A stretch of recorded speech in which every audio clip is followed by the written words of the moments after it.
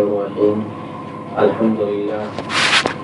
الحمد لله رب العالمين، والصلاة والسلام على أشرف الأنبياء والمرسلين محمد بن عبد الله الأمين وعلى آله وأصحابه أجمعين ومن تبعهم بإحسان ودعا بدعوتهم إلى يوم الدين. أما بعد، فأعوذ بالله من الشيطان الرجيم. بسم الله الرحمن الرحيم. وَلَنَبْلُوَنَّكُمْ بِشَيْءٍ مِّنَ الْخَوْفِ وَالْجُوعِ وَنَقْصٍ مِّنَ الْأَمْوَالِ وَالْأَنفُسِ وَالثَّمَرَاتِ وَبَشِّرِ الصَّابِرِينَ الَّذِينَ إِذَا أَصَابَتْهُم مُّصِيبَةٌ قَالُوا إِنَّا لِلَّهِ وَإِنَّا إِلَيْهِ راجعون. وقال الله تبارك وتعالى: كل نفس ذائقة الموت. وقال النبي صلى الله عليه وسلم: إذا مات الإنسان انقطع عنه عمله إلا من ثلاثة: إلا من صدقة جارية أو علم ينتفع به أو ولد صالح يدعو له، أو كما قال النبي صلى الله تعالى عليه وسلم. اسٹیج پر رونق افروز معزز علماء کرام، مہمانان گرامی، برادران اسلام، نوجوانان دین و ملت، عزیزان ملت اسلامیہ، پیاری خواتین، ماؤں اور بہنوں، اور دیگر تمام میرے دینی اسلامی ایمانی بھائیوں،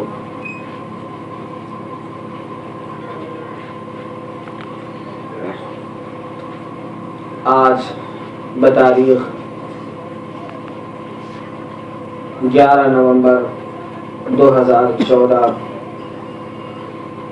کی اس شب میں محترمی و مکرمی جناب محمد مصطفیٰ صاحب کے والد مرحوم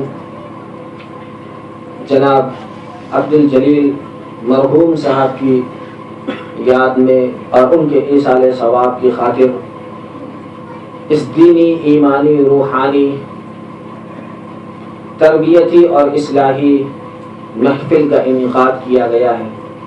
اللہ عز و جل سے دعا فرمائے اس مجلس میں، اس محفل میں حضور پر نور سرور کونین، سردار دو جہاں، خاتم الانبیاء، احمد مجتبی محمد مصطفیٰ، آمینہ کے لال، عبداللہ کے لخت جگر، حسن حسین کے نانا جان، حضرت زینب، حضرت رقیہ، ام کلثوم اور فاطمہ الزہرا کے والد محترم، ازواج مطہرات، حضرت عائشہ صدیقہ، حضرت حفصہ، حضرت سودا، حضرت خدیجہ الکبریٰ، حضرت میمونہ اور دیگر ازواج مطہرات کے شوہر، اور ساری کائنات اور سارے انسان اور تمام انسانوں اور جناتوں بلکہ دنیا کی تمام مخلوقات کے سردار ہمارے اور آپ کے پیارے رسول حضور پر نور محمد عربی صلی اللہ تعالی علیہ وسلم کا اس مجلس میں جو بھی ذکر خیر ہو اس کا تمام ثواب اللہ تبارک و تعالی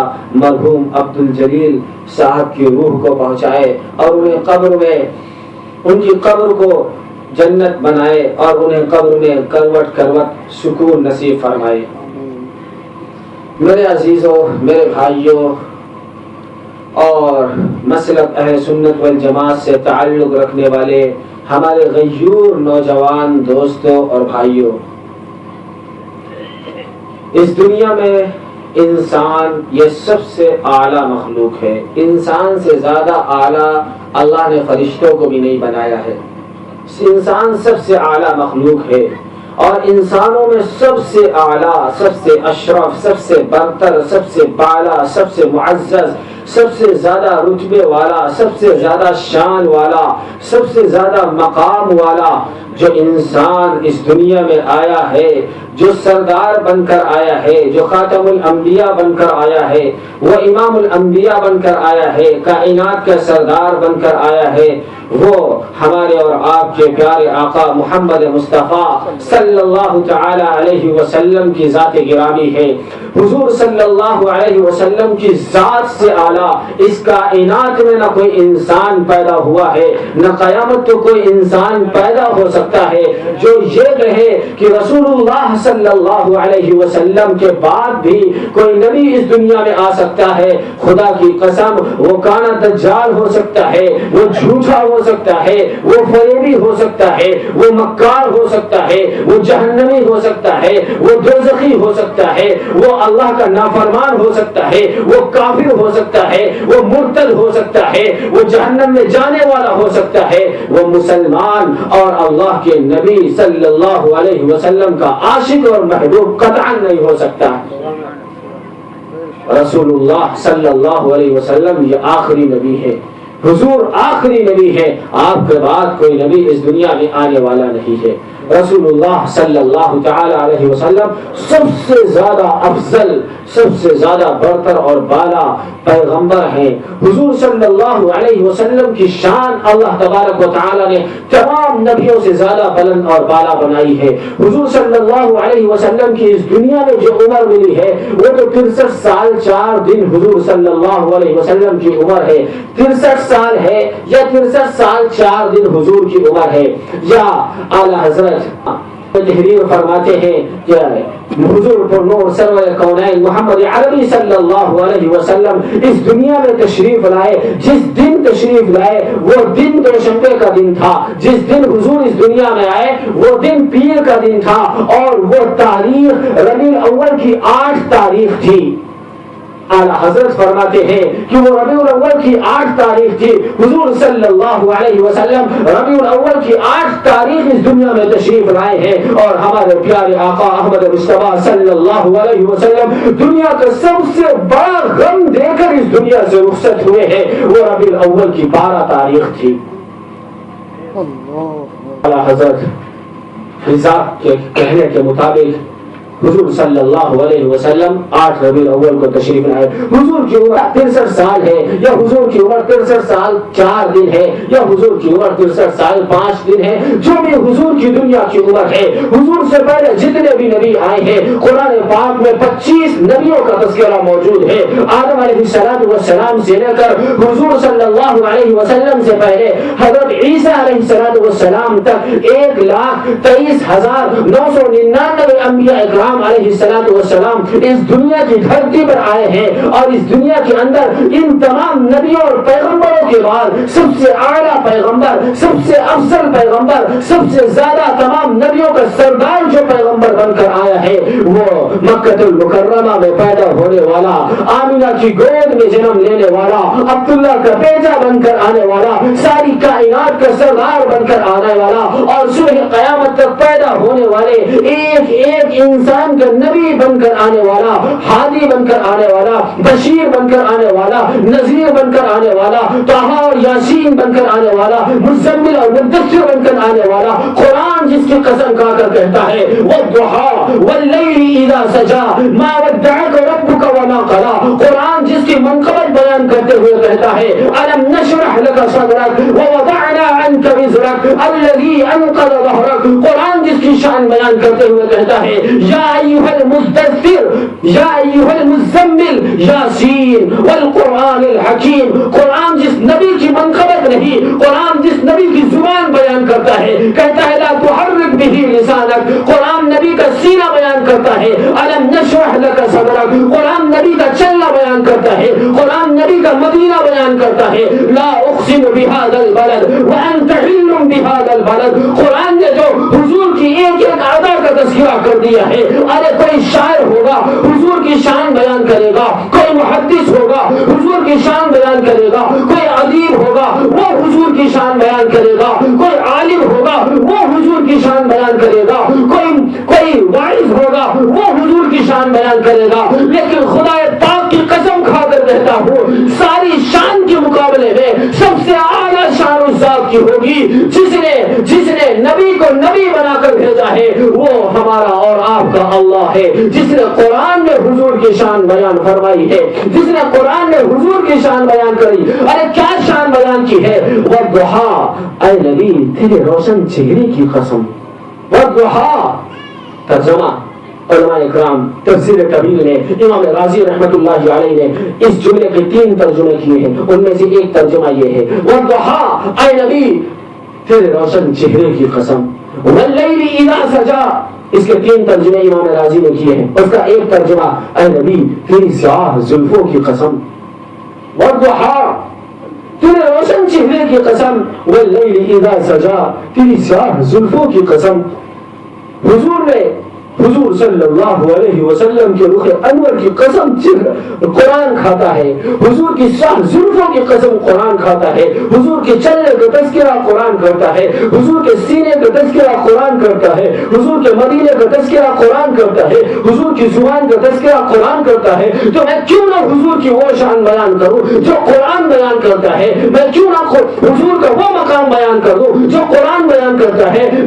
حضور کی شان بیان کرنے والے آئے ہیں، اتنے شاعر آئے ہیں، 40,000 اشعار ایک شاعر حضور کی شان میں کہتا ہے، ایک شاعر 40,000 اشعار حضور کی شان میں کہنے کے بعد آخر میں یہی کہتا ہے قلم ہے آب لاپا مدح باقی ہے، قلم ہے آب لاپا مدح باقی ہے، ورق تمام ہوا مدح باقی ہے۔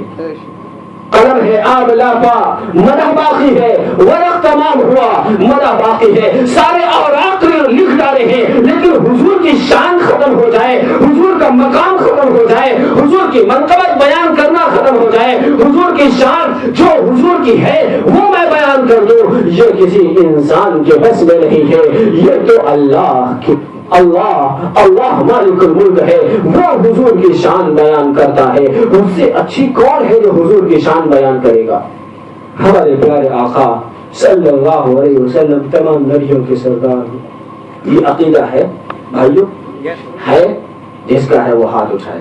تمام نبیوں کے سردار ہمارے آقا تمام نبیوں کے سردار ہیں، تمام نبیوں کے سردار بن کر اس دنیا میں آئے ہیں۔ جو حضور تمام نبیوں، تمام انسانوں، تمام جناتوں، تمام مخلوقات، تمام فرشتوں سے اعلیٰ نہ مانے، ایسا شخص سچا مسلمان نہیں ہو سکتا ہے، ایسا سچا مسلمان نہیں ہوتا ہے۔ حضور صلی اللہ تعالی علیہ وسلم کے شان اور منقبت کو بیان کرتے ہوئے، حضور صلی اللہ علیہ وسلم کی شان اور منقبت کو بیان کرتے ہوئے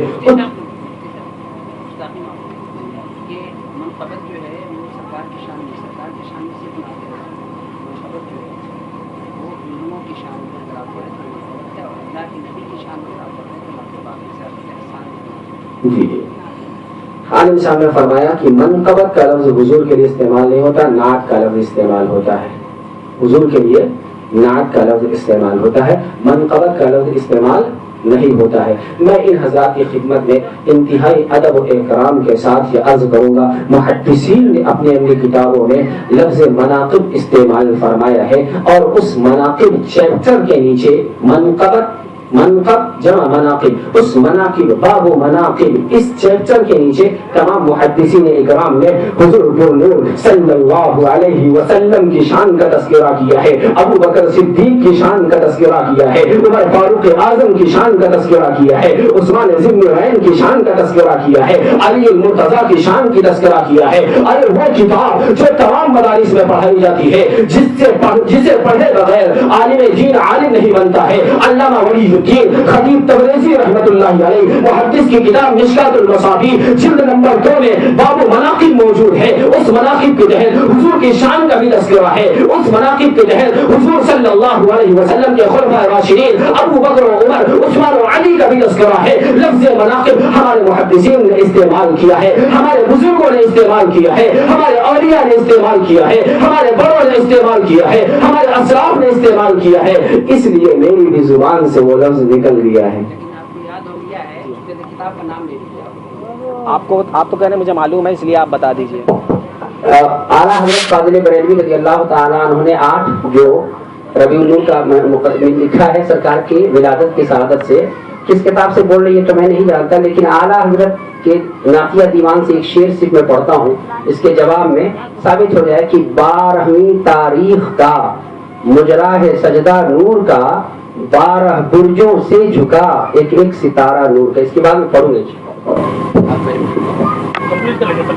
آپ کمپلیٹ کر لیتا ہوں انشاءاللہ، کیونکہ ربیع الاول اس کے بعد حضرت علامہ امام قسطلانی، حضرت علامہ ابن جریر، حضرت علامہ شاہ ولی اللہ محدث دہلوی کہ میں ان کو عربی میں پڑھوں گا.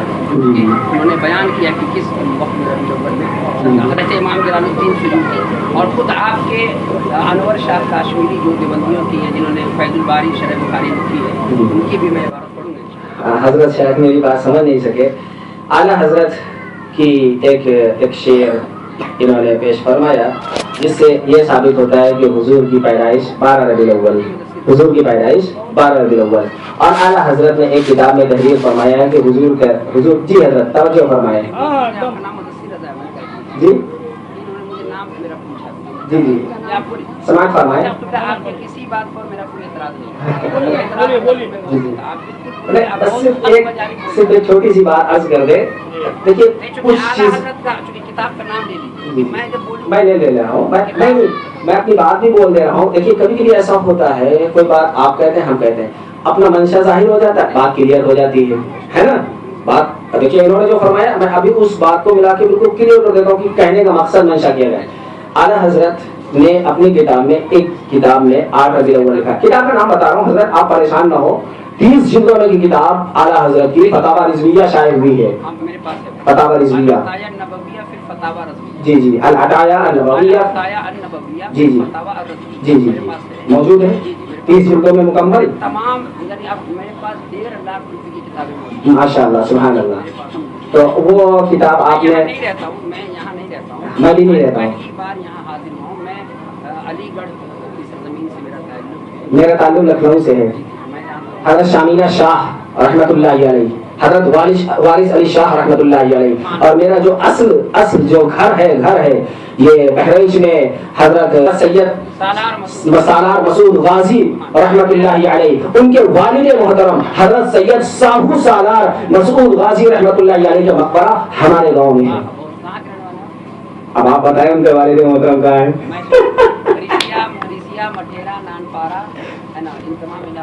جی جی ان کے صاحبزادے محترم بہرائچ شریف میں، آپ بہت اچھا بول رہے ہیں. بہرائچ میں. اور ان کے والد محترم اللہ کا شکر ہے ہمارے دیار ہمارے گاؤں میں ہے. ہمارا اس علاقے سے تعلق ہے. حاجی وارث علی شاہ صاحب رحمۃ اللہ علیہ کا مقبرہ، ان کی درگاہ، ان کی قبر شریف، ان کی مزار ہمارے یہاں سے صرف 15 کلومیٹر کے فاصلے پر واقع ہے. اور حضرت سید ساہو سالار رحمۃ اللہ علیہ کا مقبرہ ہمارے گاؤں میں ہمارے گھر سے بمشکل 500 قدم کی دوری پر واقع ہے. سبحان اللہ کہتے ہیں. سبحان اللہ. بڑی ذات ہے سید سالار مسعود غازی کی، بہت بڑی شخصیت، بہت بڑی شخصیت ہے. کسی موقع پر ذکر اولیاء اولیاء کے تذکرے پر میں صرف یہ بات حضرت نے جو فرمایا 12 ربیع الاول، ہمیں کوئی اعتراض نہیں ہے. ہم 12 بھی مان لیں گے، 10 بھی کہیں گے 10 بھی مان لیں گے، 9 بھی کہیں گے 9 بھی مان لیں گے، 8 بھی کہیں گے 8 بھی مان لیں گے. کوئی اعتراض ہے ہی نہیں. کتابوں میں الگ الگ طرح ہے. اعلیٰ حضرت کی ایک بات انہوں نے بتائی اور خود اعلیٰ حضرت نے اسی العطایا النبویہ فی الفتاوی الرضویہ، فتاوی رضویہ جلد نمبر 26 کے اندر ان کا ایک رسالہ ہے نطق الہلال. اس رسالے کے اندر 8 ربیع الاول انہوں نے تحریر فرمائی. ہم نے تو یہی کہا کہ حضور پر نور صلی اللہ علیہ وسلم کی عمر 63 سال کہہ لیجئے، 63 سال 4 دن کہہ لیجئے، 63 سال 5 دن کہہ لیجئے، ہم تو سب صحیح مان رہے ہیں نا. جو آپ کہہ لیں ہم تو سب صحیح مان رہے ہیں نا. جو تاریخ بھی صحیح ہو. اصلی دیکھیے کہیں پر اعلیٰ حضرت نے یہ لکھا، کہیں پر ایسا معلوم ہوتا ہے کہ اصلی حضور کی صحیح سچی تاریخ اللہ جانتا ہے. تبھی تو مسلم شریف جلد نمبر 2 حدیث نمبر 2226 کی حدیث ہے. اگر اس طرح سے 8 ربیع الاول مانتے ہیں تو دن کون سا پڑتا ہے؟ دن دوشنبہ اعلیٰ حضرت نے ثابت کیا ہے. نہیں، آپ کو حضرت قتادہ انصاری کی حدیث کو آپ شاید کنفرنس سے آپ کو بول رہا ہوں. جی جی حدیث پاک میرے خیال سے مجھے اس میں ہونا چاہیے. جی جی فرمائیں. سرکار रात पीर के दिन रोज़ा थे तो उन्होंने पूछा या रसूल अल्लाह आज आप क्यों रोज़ा है? جی सरकार फरमाते हैं यौम वलिद भी आज के दिन में पैदा हुआ। جی جی جی بالکل صحیح ہے आज ही के दिन मुझ पर वही جی पीर का दिन इसका मतलब ये है कि अगर 8 रबीउल अव्वल होता है तो वो दिन पीर का नहीं होता, वो दिन पीर का नहीं होता, क्योंकि 8 रबीउल अव्वल पीर का दिन नहीं होता। 8 के बाद 9, 10, 11 और फिर 12 की सुबह शादी के बाद तो वो पीर का रोज होता है। और पीर से अगर 3 दिन और खिसकाइएगा तो वो दिन कौन सा होता है? जब यहाँ सरकार साबित कर रहे हैं कि मेरी पैदाइश جی حضرت मैं बोलूँगा इंशाल्लाह आप جی 8 تاریخ جو اعلیٰ حضرت نے لکھی ہے، 8 لکھنے کے بعد فرماتے ہیں کہ 8 ہی کو پیر کا دن تھا، یہ اعلیٰ حضرت نے ثابت کیا ہے۔ اور یہ بات حضرت عبداللہ ابن عباس رضی اللہ عنہ جو مفسر قرآن ہے ان کے حوالے سے اعلیٰ حضرت نے لکھی ہے۔ اعلیٰ حضرت کہتے ہیں یہ میری بات نہیں ہے، یہ حضور کے چچا حضرت عباس ان کے بیٹے حضرت عبداللہ رضی اللہ عنہ کے حوالے سے یہ بات انہوں نے تحریر فرمائی ہے۔ حضرت عبداللہ کے حوالے سے یہ بات ہے۔ حضور کی تاریخ پر کوئی مسئلہ نہیں ہے، جو آپ کہیں آپ 12 کہیں گے میں 12 تسلیم کر لوں گا، آپ 8 کہیں گے میں 8 تسلیم کر لوں گا، ساری بات صحیح ہے۔ بہرحال میں حضور صلی اللہ علیہ وسلم کی شان میں یہ بات عرض کر رہا تھا۔ आप बोले تشریف رکھیں۔ मैं اچھا اچھا اچھا جی تو میں نے عرض کر دیا اور میں نے وضاحت کر دی، آپ کے سامنے وضاحت ہو گئی ہے۔ میں نے کتاب کا نام بتا دیا، جلد نمبر 26 بتا دیا، اصل کتاب کا نام بتا دیا، رسالے کا نام بتا دیا، اور یہ بھی میں نے بتا دیا اعلیٰ حضرت نے اپنی بات نہیں، اعلیٰ حضرت کہتے ہیں یہ تو صحابی کی بات ہے۔ تو میں نے کہا کہ 8 بھی کہیں گے تب بھی صحیح ہم مان لیں گے، 12 کہو گے تب بھی ہم مان لیں گے۔ بات سمجھ گئے نا؟ ہمیں کسی بات سے انکار، ہم سب کو ایکسپٹ کر رہے ہیں، جو آپ صحیح کہو وہ صحیح، ٹھیک اب تو کلیئر ہے نا، کوئی مسئلہ نہیں ہے۔ حضور صلی اللہ علیہ وسلم بہرحال اس دنیا کے سب سے بڑے انسان اور سردار بن کر آئے ہیں، یہ عقیدہ تو ہے ہی۔ سردار ہیں یا نہیں ہے؟ تمام کے سردار ہیں۔ حضور سے بڑا، ارے حضور کے برابر بھی کوئی نہیں ہو سکتا، ارے برابر حضور کے قدموں میں جو دھول لگی ہے اس دھول کے برابر بھی کوئی نہیں ہو سکتا ہے۔ ارے میرا عقیدہ سنو، حضور صلی اللہ علیہ وسلم جس قبر میں دفن ہے، ایمان بناؤ اور یہ عقیدہ بناؤ، حضور صلی اللہ علیہ وسلم جس روزے میں ہے، حضور صلی اللہ علیہ وسلم ہمارے پیارے آقا محمد مصطفیٰ صلی اللہ علیہ وسلم سرور کونین جس قبر میں دفن ہے، جس روزے انور میں حضور کی ذات ہے، حضور صلی اللہ علیہ وسلم کے جسم اطہار سے، حضور کے مبارک جسم پاک سے، حضور کے معطر جسم سے، حضور کی خوشبودار جسم کے ساتھ مٹی کے جو ذرات لگے ہوئے ہیں، مٹی کے وہ ذرات خدا پاک کی قسم کھا کر کہتا ہوں، مٹی کے وہ ذرات کعبہ سے بھی اعلیٰ ہے، مٹی کے وہ ذرات مسجد نبوی سے بھی اعلیٰ ہے، جو جسم سے حضور کی ذات سے ذرات لگے ہوئے ہیں وہ بیت المقدس سے بھی اعلیٰ ہے، 7 آسمانوں سے اعلیٰ ہے، 7 زمینوں سے اعلیٰ ہے، عرش معلیٰ سے اعلیٰ ہے، عرش معلیٰ کے اوپر جو کرسی ہے اس کرسی سے اعلیٰ ہے، نبی کی ذات سے مٹی کا جو ذرہ لگ جائے اللہ اسے ساری کائنات سے اعلیٰ بنا دیتا ہے۔ تو نبی کے برابر کون ہے جو دنیا میں ہو سکتا ہے؟ خدا کی قسم جو نبی کے برابر کہہ دے وہ صحیح مسلمان کا مسلمان نبی ہے۔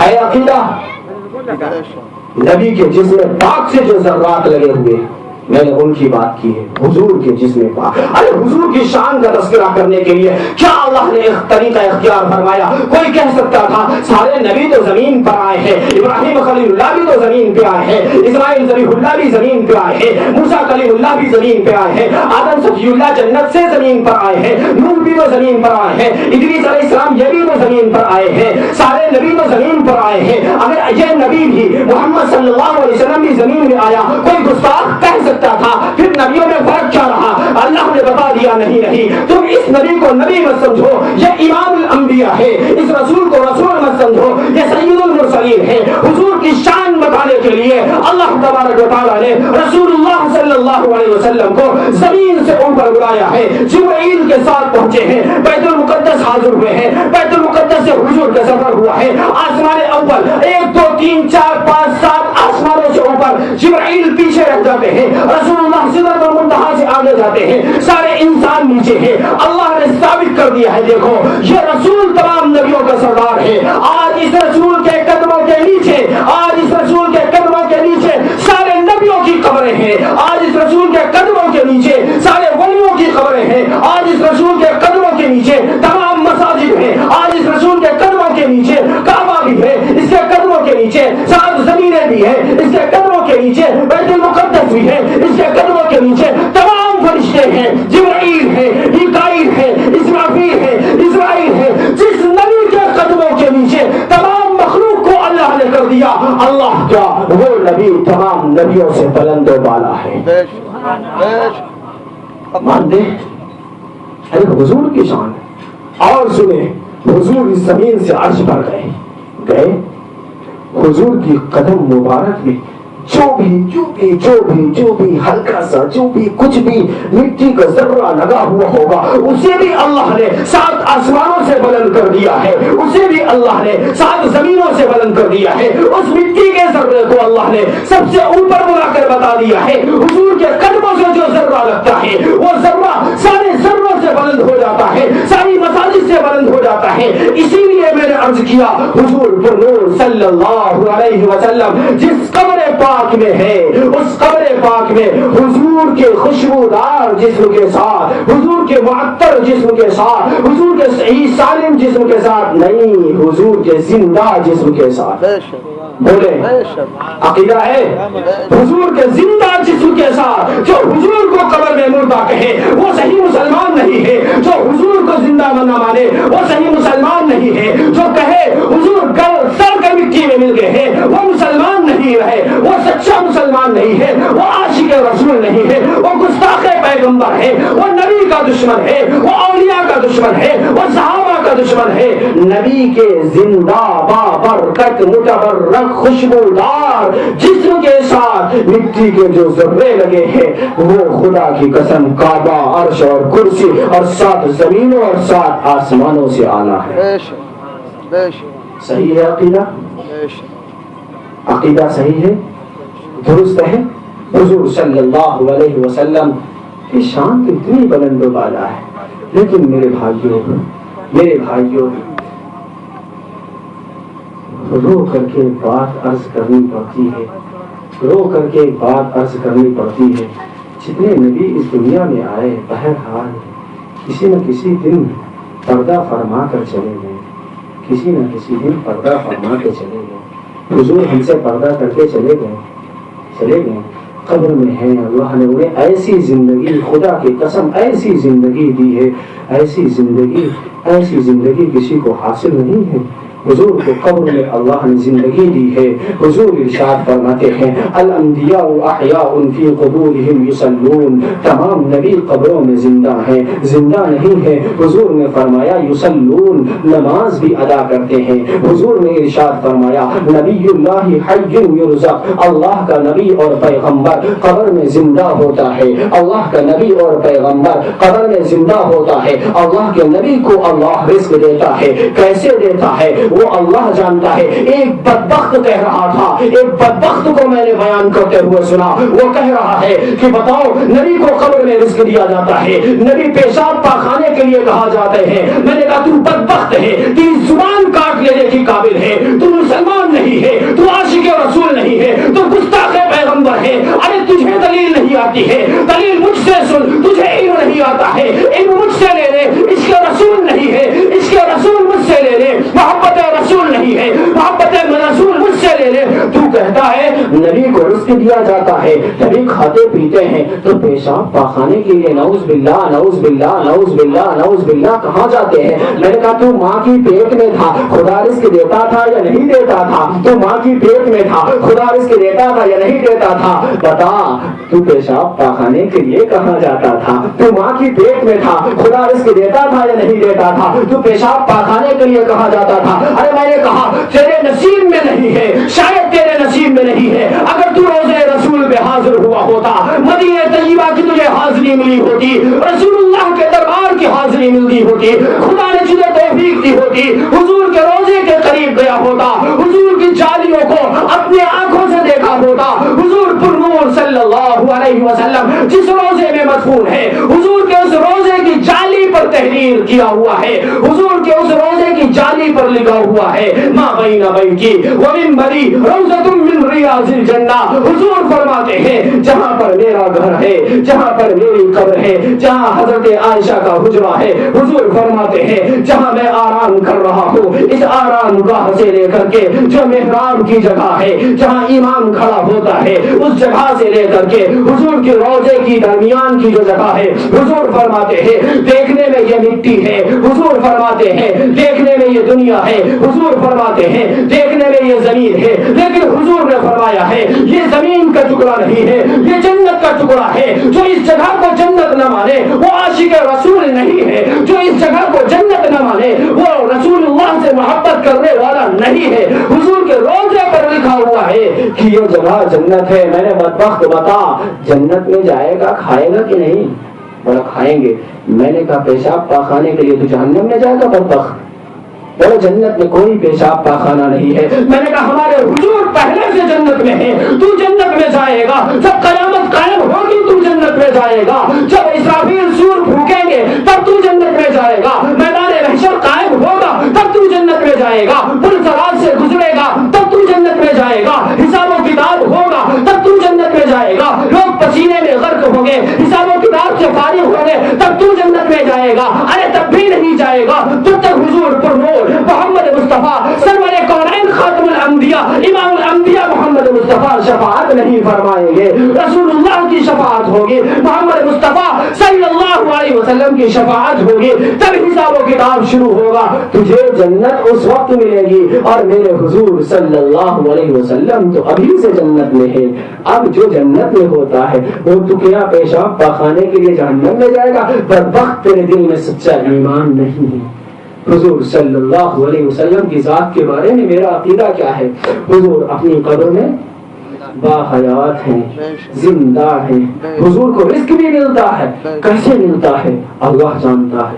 اگر کوئی بدبخت یہ کہہ دے کہ پیشاب پاخانے کے لیے، اس سے بڑا گستاخ۔ اور حضور کی قبر کہاں ہے؟ حضور کا روضہ کہاں ہے؟ بتائیں حضور کا روضہ کہاں ہے؟ روضہ انور کہاں ہے؟ جنت میں۔ بتائیں مدینے میں کہاں ہے؟ مسجد نبوی میں کہاں ہے؟ جنت میں ہے۔ حضور کا روضہ کہاں ہے؟ حضور نے فرمایا ہے اس جالی پر لکھا ہوا ہے، حضور کی قبر پر جو بات ہوگی وہ غلط نہیں ہو سکتی، کیونکہ حضور نے خود دعا فرمائی تھی اللہ سے، اللہم لا تجعل قبری وثنا یعبد، اللہم لا تجعل قبری وثنا یعبد۔ اے اللہ ہماری قبر پر کبھی کوئی ایسا کام نہ ہونے پائے جو گناہ کا کام ہو، جو شرک کا کام ہو، جو ایمان کو خراب کرنے والا کام ہو۔ جب حضور کے روضے پر لکھا ہوا ہے، حضور پر نور کے روضے کی جالیوں پر لکھا ہوا ہے کہ یہ جگہ جنت کی جگہ ہے، میں کیسے مانوں یہ جگہ جنت نہیں ہے؟ میرا ایمان گواہی نہیں دیتا ہے، میری محبت گواہی نہیں دیتی ہے، یہ میرے عشق کے خلاف ہے، یہ میری محبت کے خلاف ہے، یہ حضور کی شان کے خلاف ہے، یہ حضور کی فضیلت کے خلاف ہے، یہ حضور کے مقام کے خلاف ہے۔ حضور اتنے عرفہ بردر والا، حضور کا فرمان غلط نہیں ہو سکتا۔ حضور نے فرمایا جنت ہے تو جنت ہے۔ رسول اللہ صلی اللہ علیہ وسلم، میں یہ عرض کر رہا تھا جتنے نبی آئے ہیں، حضور بھی آئے ہیں، حضور سے پہلے بہرحال آئے اور پردہ فرما کر چلے گئے، صحیح ہے؟ آئے اور پردہ فرما کر اس دنیا سے چلے گئے۔ جناب مرحوم عبدالجلیل صاحب بھی کسی دن آئے تھے اور کسی دن دنیا سے پردہ فرما کر، کسی دن ہمارے بیچ میں تھے اور ہمارے بیچ میں کسی دن نہیں رہے۔ 2 سال قبل ہمارے درمیان تھے، اب 2 سالوں سے ہمارے درمیان حضور صلی اللہ علیہ وسلم، حضور صلی اللہ علیہ وسلم 1425 سال پہلے صحابہ کے درمیان تھے، مسجد نبوی میں تھے، ابو بکر و عمر عثمان و علی رضوان اللہ علیہم اجمعین کے ساتھ تھے، لیکن پھر حضور پردہ فرما کر اس دنیا سے چلے گئے۔ خدا کی قسم ہمارے رشتہ داروں کا بھی انتقال ہوتا ہے، ماں باپ کا بھی انتقال ہوتا ہے، بھائی بہنوں کا بھی انتقال ہوتا ہے، نبی بھی، تمام نبی بھی اس دنیا سے پردہ فرما کر گئے ہیں، لیکن میرا تو یہ ایمان ہے، میرا تو یہ عقیدہ ہے، جتنے نبی اور پیغمبر اس دنیا میں آئے ہیں اور دنیا سے رخصت ہو کر گئے ہیں، ان کے جانے پر ہمیں غم ہے، ان کے جانے پر ہمیں افسوس ہے، ان کے جانے پر ہمیں رنج ہے، ان کے جانے پر ہمارا دل افسردہ ہے، ان کے جانے پر ہم بے چین اور مضطرب ہیں، لیکن رسول اللہ اس دنیا سے گئے ہیں، حضور کے جانے سے جو غم ہوا ہے، حضور کے پردہ فرمانے سے جو غم ہوا ہے، اس سے بڑا غم کائنات میں کبھی ہوا ہے نہ ہوگا، حضور کے جانے سے جو غم ہوا ہے، اس سے بڑا غم کائنات میں نہ ہوا ہے نہ ہوگا۔ حضور صلی اللہ علیہ وسلم کائنات میں تھے، قرآن نازل ہو رہا تھا، حضور صلی اللہ علیہ وسلم کی برکت تھی، حضور کے قدم مبارک، اس حضور صلی اللہ علیہ وسلم کے چہرے انور کی زیارت ہوتی تھی، حضور کی بات کانوں سے سنی ہو جاتی تھی۔ رسول اللہ اس دنیا سے پردہ فرما کر چلے گئے ہیں، آپ سے بڑا غم خدا کی قسم نہیں ہو سکتا ہے، آپ سے بڑا غم خدا کی قسم نہیں ہو سکتا ہے۔ میرا باپ دنیا سے جائے گا، جانے کا افسوس ہے کیونکہ میرا باپ ہے، میری ماں دنیا سے جائے گی، جانے کا افسوس ہے کیونکہ میری ماں ہے، میرے ماں باپ دنیا سے جائیں گے، میرے رشتے دار دنیا سے جائیں گے، جانے پر افسوس تو ہوگا، جانے پر افسوس تو ہوگا کیونکہ میرے ماں باپ ہے، لیکن رسول اللہ صلی اللہ علیہ وسلم کی ذات پر، بلکہ حضور کے قدموں پر، حضور کے قدموں کے ذرات پر، جہاں حضور کے قدم مبارک لگے ہیں، اس جگہ کے اوپر ہزاروں نہیں لاکھوں اور کروڑوں ماں باپ کو قربان کیا جا سکتا ہے، لاکھوں نہیں کروڑوں اولیاء کو قربان کیا جا سکتا ہے۔ رسول اللہ صلی اللہ علیہ وسلم تمام نبیوں اور اولیاء سے بڑھ کر اور بالا ہے۔ حضور جب دنیا سے رخصت ہوئے ہیں، ایسا غم دے کر گئے ہیں کہ ایسا غم اور کوئی نہیں ہو سکتا ہے۔ حضور صلی اللہ علیہ وسلم کے غم کے اوپر غم کو بھی صحابہ نے برداشت کیا ہے، اور حضور صلی اللہ علیہ وسلم کے جانے کو برداشت کر لیا ہے، اور اپنے ہاتھوں سے خبر مبارک میں اتار دیا ہے، آنکھوں سے آنسو جاری ہیں۔ حضرت عمر بن خطاب کی اتنا پریشان ہے، کہہ رہے کوئی کہہ دے گا حضور مردہ ہے تو گردن اڑا دیں گے، بخاری شریف صفحہ 517 اور 18 پہ موجود۔ عمر بن خطاب فرماتے ہیں گردن اڑا دیں گے، حضور صلی اللہ علیہ وسلم سے بے چین۔ ارے ایک صحابی کھیت میں ہل جوت رہا تھا، حضور صلی اللہ علیہ وسلم کا انتقال ہوا، کوئی مدینے سے باہر جا رہا تھا، اس نے جا کر بتایا کہ دیکھو حضور صلی اللہ علیہ وسلم پردہ فرما کر چلے گئے ہیں۔ فوراً اس صحابی نے، اس کھیت جوتنے والے نے ہاتھ اوپر اٹھا دیا اور وہیں سے اللہ سے دعا کی، یا اللہ میری آنکھوں کو اندھا کر دے، میرے کانوں کو بہرا کر دے، میری آنکھوں کو اندھا اور میرے کانوں کو بہرا کر دے۔ وہ شخص، وہ صحابی مستجاب الدعوات تھا، اس کی دعا قبول ہوئی۔ جو بندہ وہاں کھڑا تھا اس نے پوچھا بتا تو نے یہ دعا کس لیے کی ہے؟ اس نے کہا جس آنکھوں سے میں نے نبی کا دیدار کیا، اب نبی نہ رہے یہ آنکھیں کس کام کی ہیں؟ جس کان سے میں نے نبی کا کلام سنا تھا وہ نبی کائنات میں نہ رہے، اب یہ کان کس کام کے ہیں؟ وہ تھے نبی کے سچے عاشق رسول، وہ تھے نبی کے سچے عاشق رسول۔ وہ کہہ رہے تھے ارے دیکھنا تو اصل نبی کا دیکھنا ہے، سننا تو اصل حضور کا سننا ہے۔ جب حضور نہ رہے تو آنکھیں کس کام کے ہیں؟ جب حضور نہ رہے تو کان ہمارے کس کام کے ہیں؟ صحابی کی دعا قبول ہو گئی۔ وہ ہے عشق مصطفیٰ صلی اللہ تعالی علیہ وسلم، وہ ہے عشق رسول، وہ ہے عشق نبی صلی اللہ علیہ وسلم۔ سارے آئے اور اس دنیا سے چلے گئے۔ اللہ کا فضل و کرم دیکھیں، اللہ کا احسان دیکھیں، اللہ کی شان کریمی دیکھیں، اللہ کا کتنا احسان ہے۔ دنیا کی عدالت میں کیا ہے، دنیا کے نظام میں کیا ہے، دنیا کے ضابطے میں کیا ہے؟ آپ ایک دن کی مزدوری کریں، 2 دن کی ملتی ہے یا 1 دن کی؟ 1 دن کی مزدوری کریں، 1 دن کا کام تو 1 دن کی مزدوری۔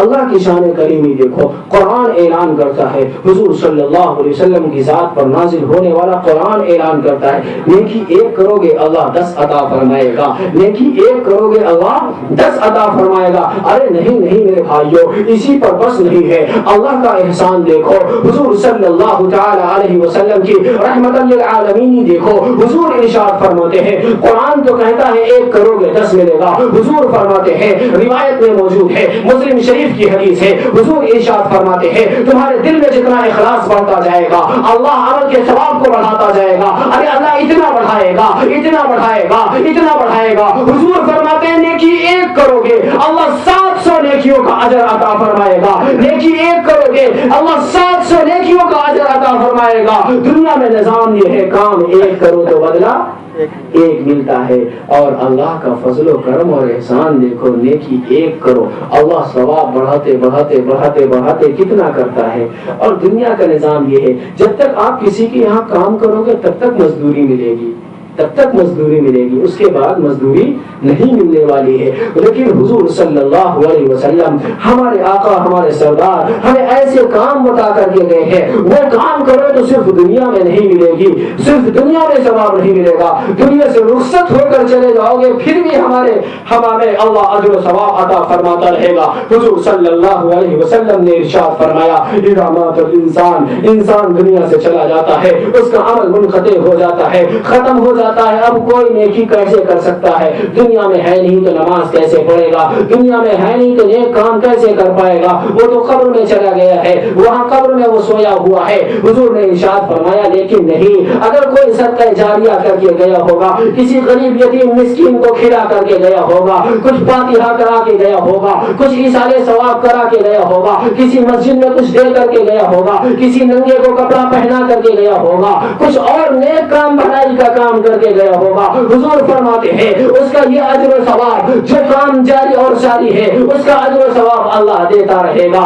کوئی علم کا کام کر کے گیا ہوگا, علم دین کا کام, کتابیں لکھ کر کے چھوڑ گیا, بیان کیے اور بیانات ریکارڈ ہوئے, لوگ اسے سماعت کر رہے ہیں اور سن رہے ہیں اور خیر کے اور بھلائی کے راستے پر آ رہے ہیں.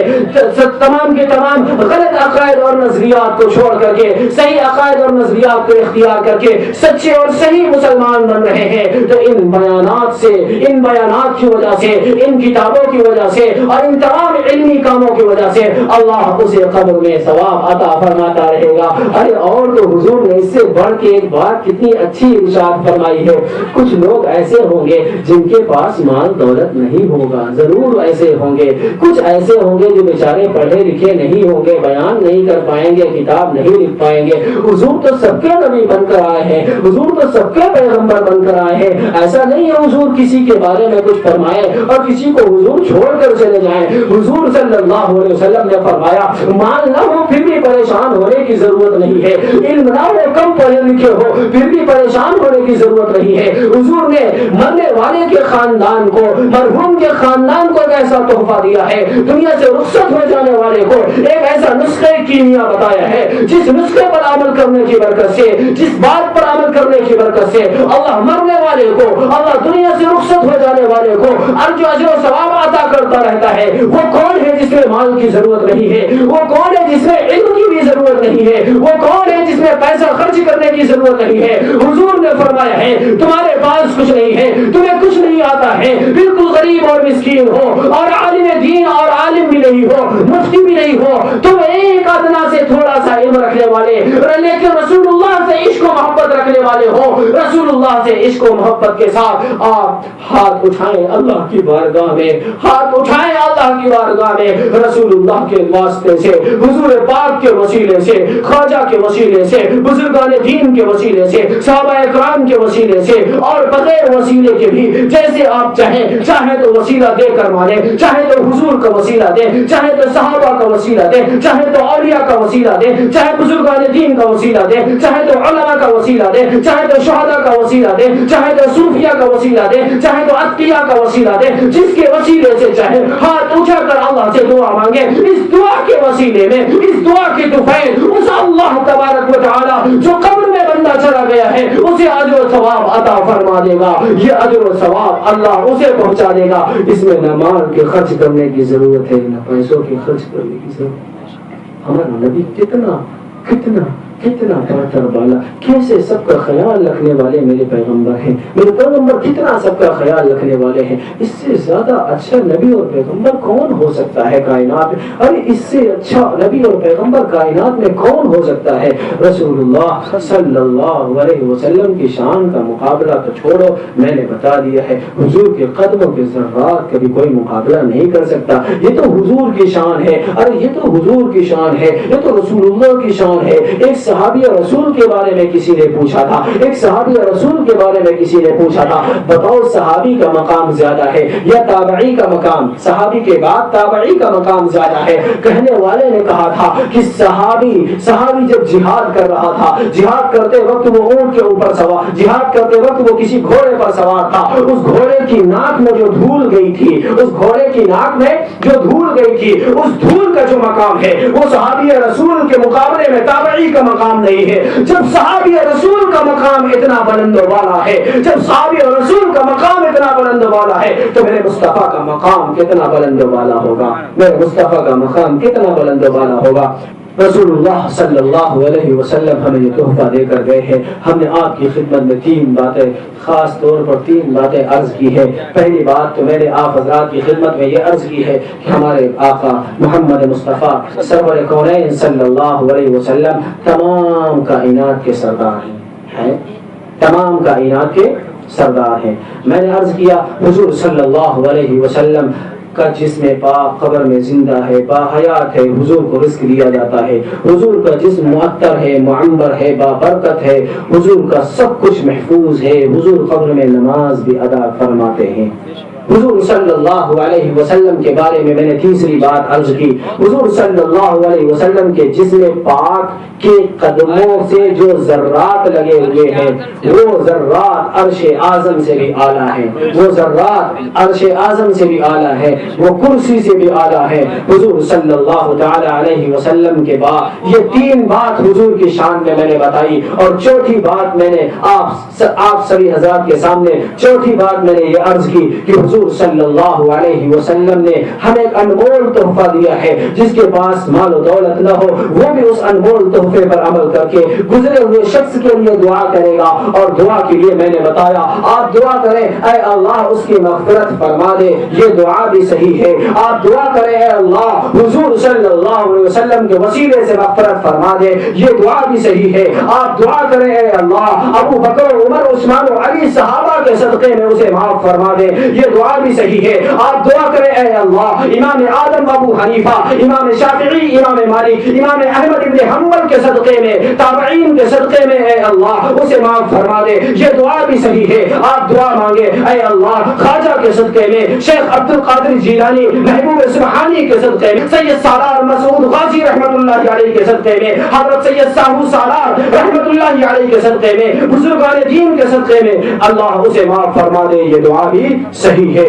آپ وسیلے سے دعا مانگے، اللہ تبارک و تعالی کے نزدیک ہم سے کروڑوں لاکھوں اربوں خربوں گنا زیادہ ہمارے نبی پیغمبر اولیاء بزرگان دین محبوب ہیں، ان کے وسیلے سے دعا کریں گے دعا جلدی قبول ہوگی، ان کے وسیلے سے کریں گے تو دعا جلدی قبول ہوگی۔ اللہ تبارک و تعالی سے دعا فرمائے اللہ ہمیں بھی اور آپ کو رسول اللہ صلی اللہ علیہ تعالی علیہ وسلم سے سچی محبت سچا عشق نصیب فرمائے، اور ہمیں مسلک اہل سنت والجماعت پر عافیت کے ساتھ زندگی نصیب فرمائے۔ اللہ اسی پر ہمیں موت نصیب فرمائے اور اسی پر ہمیں زندگی عطا فرمائے۔ دنیا سے جائیں تو اسی ایمان اور اسلام کی حال میں دنیا سے رخصت ہوں، اور یہ بھی دعا فرمائے جتنے مرحومین اس دنیا سے جا چکے ہیں اللہ سب کی مغفرت فرمائے، سب کی قبر کو جنت کا باغ بنائے، اور خاص طور پر ہمارے جناب محمد مصطفیٰ صاحب کے والد مرحوم جناب عبد الجلیل صاحب کی اللہ کروڑ مغفرت نصیب فرمائے اور ان کی قبر کو جنت کا باغ بنائے۔ اللہ ہمیں اور آپ کو سب کو سارے مسلمانوں کو صراط مستقیم پر چلنے والا بنائے، آمین۔ وآخر دعوانا ان الحمد للہ رب العالمین وصلی اللہ تعالی علی خیر خلقہ محمد وعلی آلہ واصحابہ اجمعین، آمین برحمتک یا ارحم الراحمین۔